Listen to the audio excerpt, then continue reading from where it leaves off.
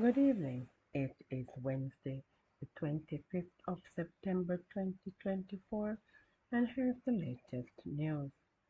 An 11-year-old female student died from injuries she sustained when she was hit by a vehicle while attempting to cross a section of the road near her home in Clarendon yesterday afternoon. The deceased has been identified as Marla Richards of a Kemps Hill, Clarendon address.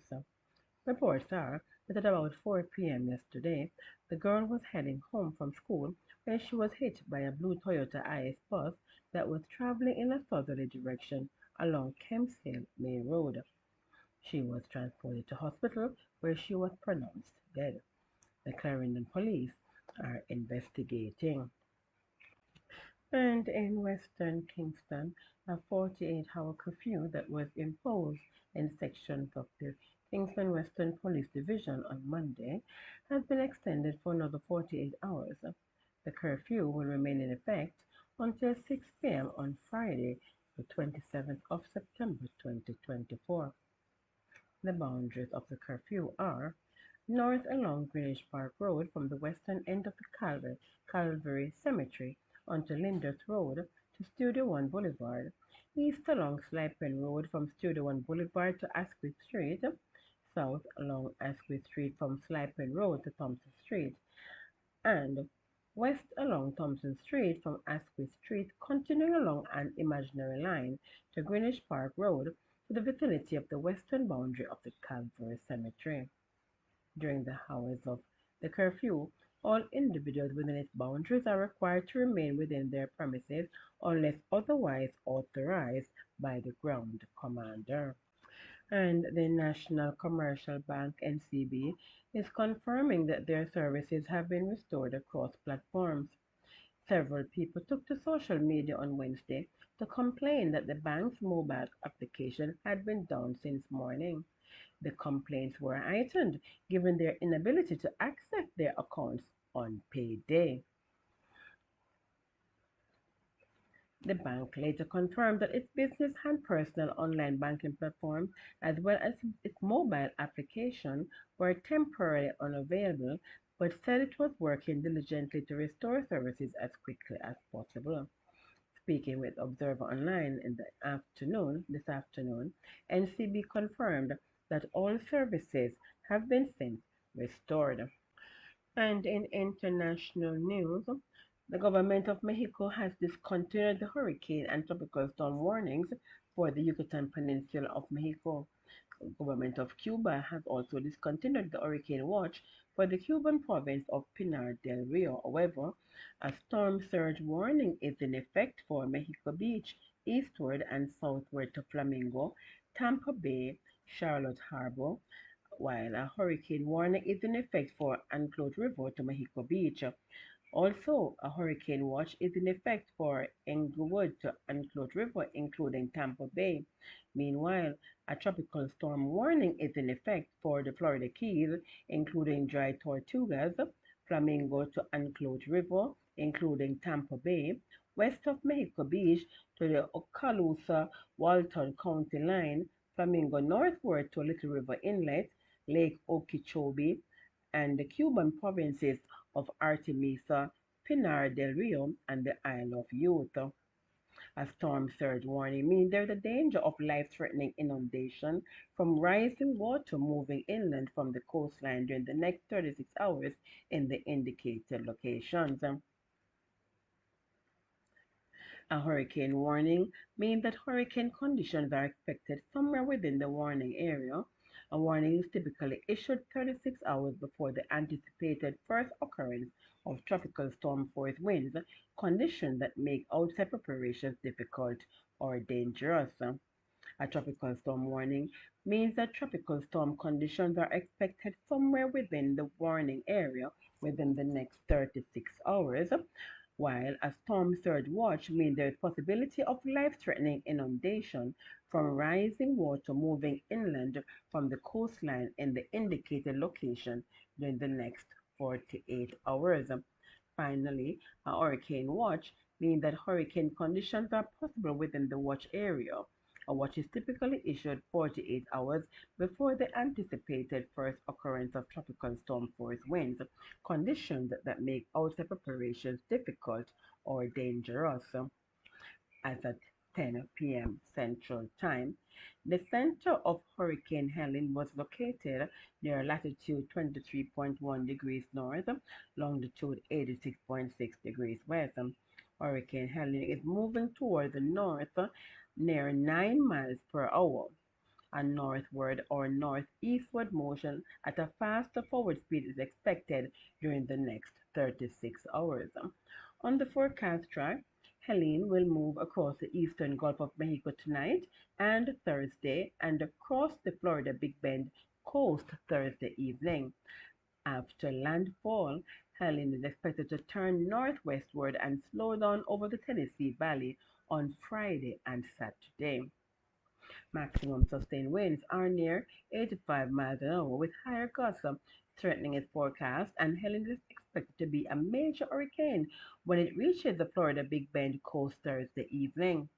Weakening is expected after landfall, as mentioned, but Helene's fast forward speed will allow strong damaging winds, especially in gusts, to penetrate well inland across the southeastern United States, including over the higher terrain of the southern Appalachians. In the meantime, according to the National Hurricane Center, Helene is expected to dump 48 inches of rain over western Cuba, the Cayman Islands, and the northeast Yucatan Peninsula before it reaches the U.S. Across the southeast, the storm could produce 6 to 12 inches of rain, with isolated totals around 18 inches, causing catastrophic and potentially life-threatening flash and urban flooding. Meanwhile, all Atlanta public schools will be closed tomorrow, Thursday, and Friday as a result of expected severe weather from the impact of Hurricane Helene, officials said in a statement this afternoon. District office employees will work remotely, and an update will be issued Friday afternoon about any activities over the weekend, officials said. The baseball game scheduled for tonight and tomorrow between the Atlanta Braves and visiting New York Mets in Atlanta have been postponed because of Hurricane Helene, Major League Baseball announced. The MLB official said two games will be made up in a doubleheader Monday at Truist Park near Atlanta, Georgia. The first game will begin at 1:10 p.m. Eastern Time, and the second will start 40 minutes after the last out of the first game. Hurricane Helene has prompted several theme parks in Florida also to shut down for a day in anticipation.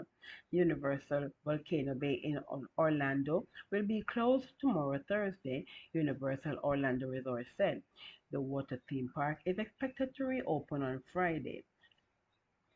Helene also prompted Walt Disney World to close some of its parks and cancel events, including Disney Typhoon Lagoon Water Park and the miniature golf courses.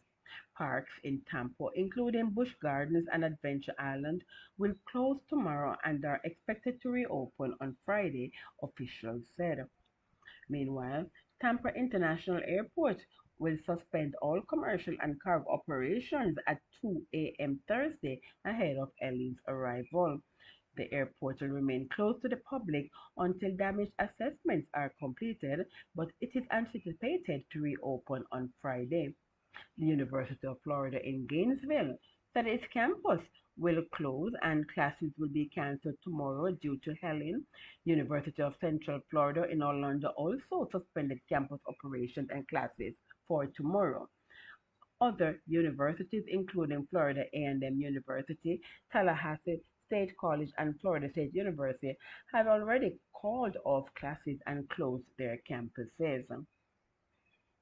And nearly every Florida county is under a state of emergency as Hurricane Helene moves through the Gulf of Mexico. According to Florida Governor Ron DeSantis, people in the state should anticipate widespread power outages, heavy rain, and high winds as Hurricane Helene approaches. The fast-moving storm is expected to bring 12 inches of rain over parts of the state, Governor DeSantis said in a news at a news briefing, while storm surge could reach up to 15 feet in some areas. Quote, just know these effects are coming to the state of Florida, and it's not a matter of whether we're going to get effects, just a question of how significant those effects will be. End quote. A state of emergency is in effect as Florida braces for the hurricane to make landfall tomorrow in the Big Bend area, potentially as a Category 3 storm. Helene is currently a Category 1 hurricane. South Carolina Governor Henry McMaster declared a state of emergency today ahead of potential impact from Hurricane Helene. McMaster said people in the state should monitor local forecasts and begin taking precautions.